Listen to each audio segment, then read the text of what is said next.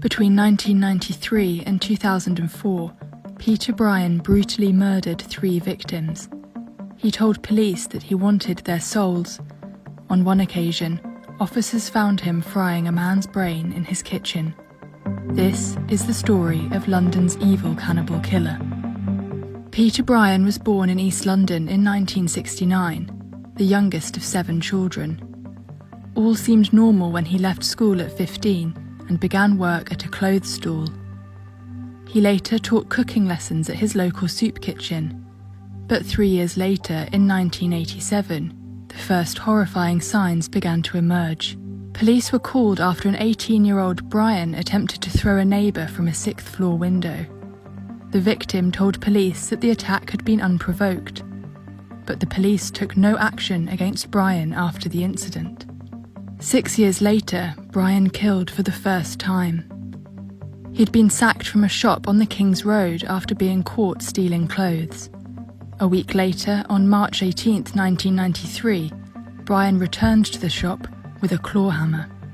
He used it to brutally kill 20-year-old Nisha Sheth, the daughter of the shop owner. The murder took place in front of her younger brother. Despite many investigations, Bryan had not yet been diagnosed with schizophrenia. He went on to admit to manslaughter on the grounds of diminished responsibility. Peter Bryan spent the next 8 years in Rampton Maximum Security Psychiatric Unit.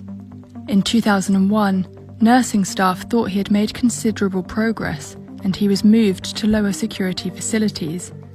In February 2004, it was deemed that he was well enough for a little freedom.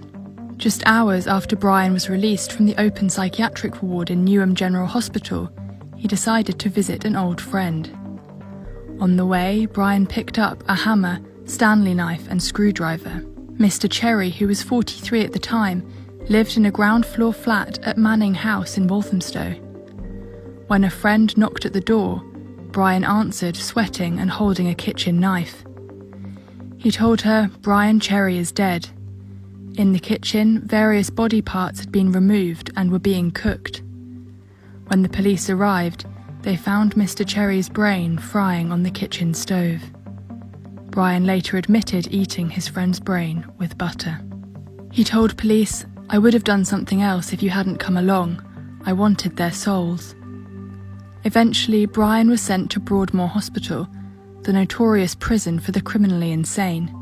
Just 10 days in, Bryan bashed a fellow inmate's head in and tied a trouser ligature around his neck in the dining room. He said that if he had not been interrupted, he would have eaten the inmate's flesh. A report into the incident stated Bryan intended to kill Richard Loudwell as quickly as possible, but gave up because he became tired. In 2011, an inquest ruled that Bryan had not been watched properly or adequately assessed by Broadmoor staff. Peter Bryan will likely spend the rest of his life in Broadmoor. His story documents how someone with a normal start in life can go on to commit the most horrible of acts.